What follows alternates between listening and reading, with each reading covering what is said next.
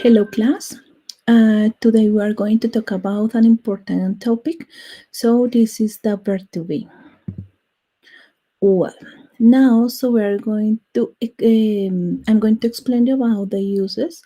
So the first one, we are going to use the verb to be to do some descriptions. Remind that when you are going to do a description, so we use the adjectives. Other one is when you are going to express something about countries and nationalities and relationships, professions and places. Remind, so it's really, really important that we can use any other verb with this verb to be. Know if this one is a present simple or simple present. There are three different ways to conjugate this verb. So they are am, is, and are. Am is to first person. This is for me, is first person. And the other one is when you talk about plurals, you, we, and they. And the last one is. So this one is to conjugate for third person. So remind that the third person are he, she, and it.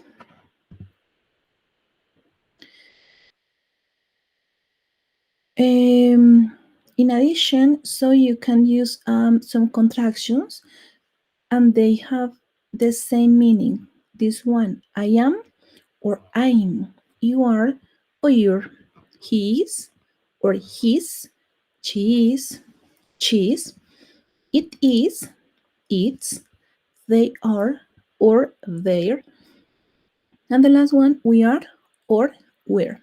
So both of them have the same meaning.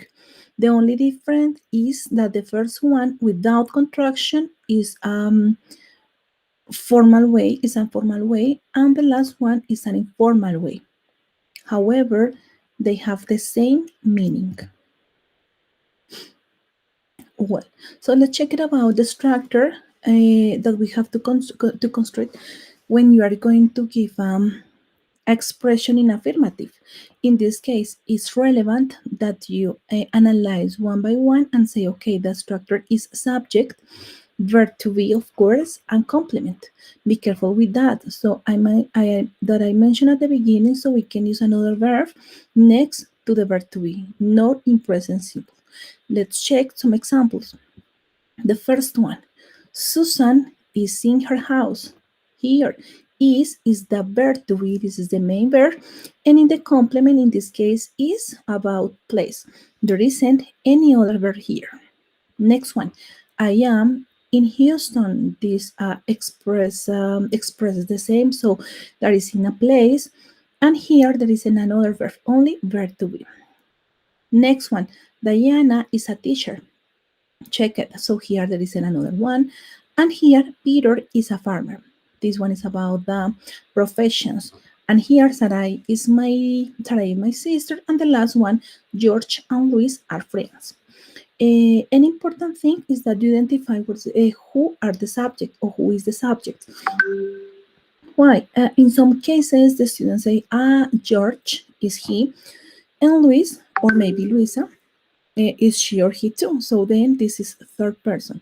Here it's important that you identify and assign only a personal pronoun for everyone. In this case, George and Luis are they, ellos. So we have to apply the verb to be conjugated but to they. They are. George and Luis are friends. Well, let's continue with the negative. The negative structure is similar to the affirmative, but we are going to include the negative expression not next to the verb to be. Here, subject plus verb to be plus not and plus complement. Let's check the same examples to the previous one, but assigning the negative word. Susan is not. So remind that we can use a contraction, and in this case, so you can say Susan isn't. The contraction for is and not is isn't. Susan is not in her house. Or I'm not, or I am not in Houston. Next one, Diana and I are not teachers. And the last one, Peter is not a farmer. The next one, Sarai is not my sister, and George and Louis are not friends. That's all. Well, so now let's continue with the interrogative form. In this case, so we have to apply the next structure. Here in the interrogative, so we have to invert subject with the verb to be. So then in affirmative and in negative, so the structures start with the subject, but here no, in interrogative that we invert, so we have to invert, the structure starts with the verb to be. Verb to be plus subject plus complement and of course the question mark. Here the example with the last one. Is Susan in her house? Question mark. Am I in Houston? Question mark. Are you in Houston? In Houston, sorry. And here are Diana and I teachers. Is Peter a farmer? Is Sarai my sister? Are George and Louis friends? That's all.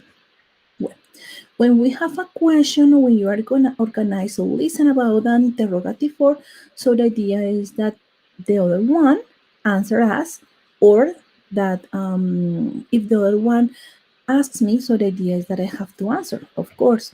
So in this case, when the question starts with the verb to be, we are going to use the short answers. Let's check it. Short answers. In here, so we have to apply another different structure. So this one is the, okay, so in this case, with the short answers, oops, so sorry, so they are the questions too. In this case, if the question is Susan in Houston? The correct answer, if this one is affirmative, so you have to apply yes or no, the answer, yeah, yes or no, comma, the subject, and the verb to be. Important, if the answer is affirmative, so we have to apply the verb to be in affirmative too. Or if the answer is negative, so we have to apply the verb in negative form. Here in this example, the answer is affirmative, then the verb to be is affirmative. So we are going to check this one. This is are you in Houston?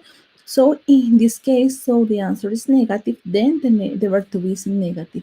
No, I'm or I am not. The same here. Are Diana and I teachers? No, we aren't. Negative answer, verb to be negative. Here is Peter a farmer? Affirmative, verb to be in affirmative form. Okay, guys, so that's all for today. So I hope you take advantage about this topic that is really, really important in this case and in other future levels. Bye, guys. Have a nice day.